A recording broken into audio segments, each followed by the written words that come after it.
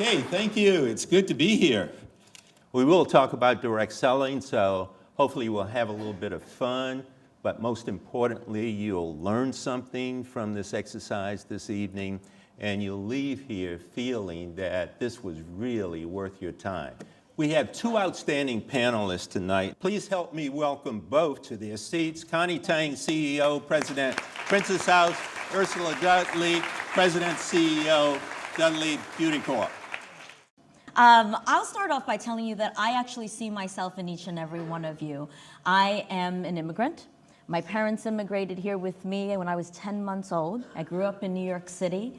So I do see myself in a lot of the faces in this room, because I too, I think, have walked in the shoes of an experience of many of you and have had this wonderful opportunity through direct sales to not only build a professional career, but the opportunity to enrich and empower thousands of lives around the world through the possibility and the potential of starting your own business. Ursula? Okay. It truly is my pleasure to be here. Let me tell you a little bit about Dudley. So again, I told you that my parents started it, and my mother was visiting New York and visiting her aunt, and a man came by selling products, and she said, and he said, well, do you want to learn how you could do this too? And she said, sure. And that's how my parents met, selling for Fuller Products, which was a company started out of Chicago by an African-American gentleman by the name of S.B. Fuller. And from there, they became one of the top distributors for Fuller Products, moved to Greensboro, North Carolina, and my father would get old containers from beauty salons, clean them out, and they made products in the kitchen. And my brother and I were very small at the time, and my parents would fill the products, and then my mother would type the labels. Okay, so typewriter, y'all remember that old thing, right? Okay, type the labels, and then my brother and I would put the caps on, and then my father would go sell them by day. And that's how they got started in the direct sales industry. As we listen to both Ursula and Connie speak, they're talking about diversity in the true sense. When you're trying to appeal to people from under 25 to beyond 65, that really requires diversity in strategy, diversity in understanding. You've spoken to this in a way, but again, Connie, I'll start with you. Why is this so important? Yes. I want to add to that. Also, the students are interested in what you're doing to diversify your headquarters staff and how you incorporate diversity in that level as well as all the ranks. Diversity for us has a place both externally and internally with our external and internal stakeholders. Diversity for us, I spoke to it earlier, is not only ethnic, language, and cultural within our independent sales force, but it is also in our internal corporate team. So let me tackle them one piece at a time. Diversity as a practical business matter is good business.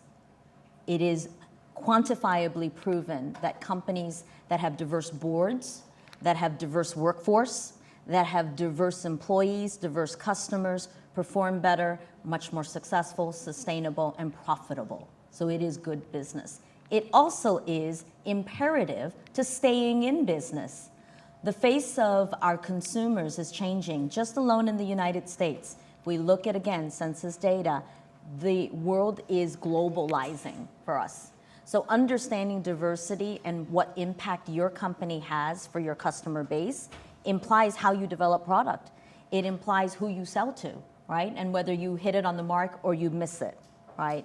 And then diversity, in order to do that, to be able to service your marketplace and service your customers, having the right diverse population of managers, leadership, and a workforce in the corporate environment is critical. I have a 99.9% bilingual, bicultural customer call center. My VP C-suite team is comprised of 3 men, 2 women. So it's pretty balanced, but it takes intent to do that, and it takes purpose. Thank you. For us, diversity is absolutely critical.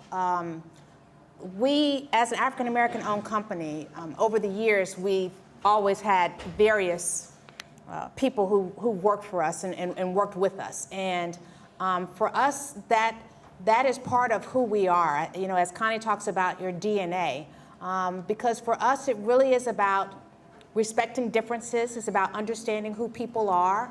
It's not about color of skin. It is not about whether your political affiliation. It's not about your sexuality. It's not about your religion. It truly is about, you know, what is your desire? What is it that you want to accomplish? And how can we help you, you know, to get that done through the vehicle of selling hair care products and cosmetics? And that is, you know, one of the things that my father always says is that, you know, everybody wants the same thing, and that's a little bit more. And how can we help them to get that within what we do? And direct selling as a whole truly is about that completely. It is not about the differences that people like to separate us with and the divisions. It really is about how can we help you have a better life for you and your children. Wonderful.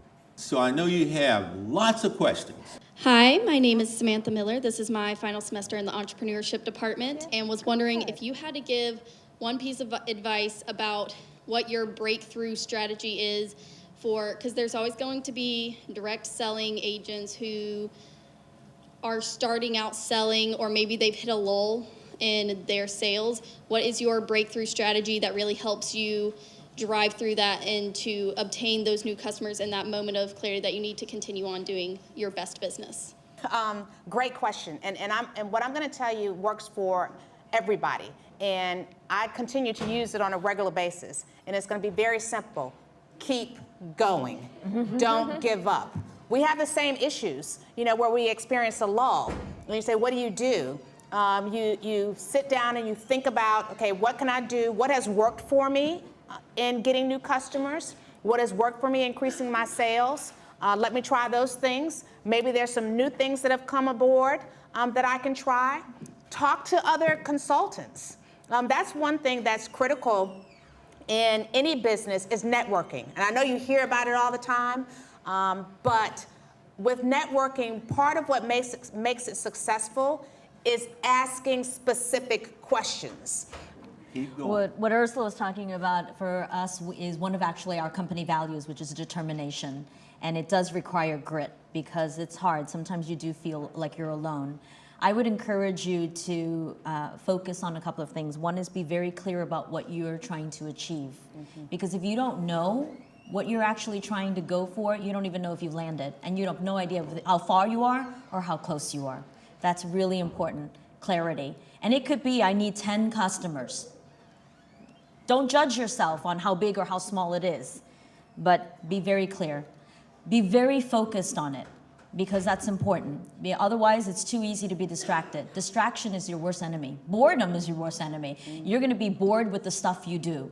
And doing things well requires repetition and discipline. Therefore, meaning easy to be bored, because you convinced yourself, I've already done it.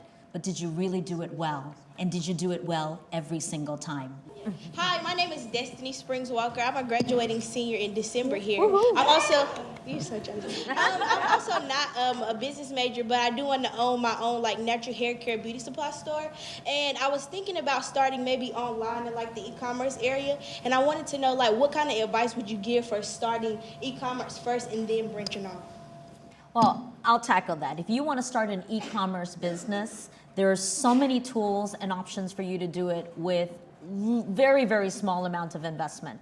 I would tell you you should do your homework because of the type of product you want to market and what type of exposure you need. So let's say, for example, you've got a line of hair care you want to go and market. You can certainly go to Shopify and build an online store that then is integrated with Facebook.